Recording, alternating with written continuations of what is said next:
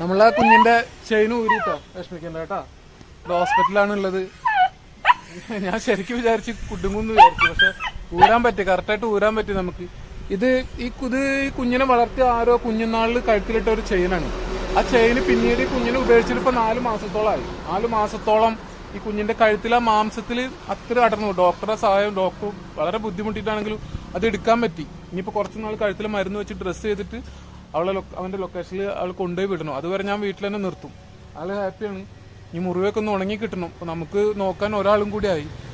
പിന്നെ മറ്റാള് വണ്ടിയിലുണ്ട് കേട്ടോ.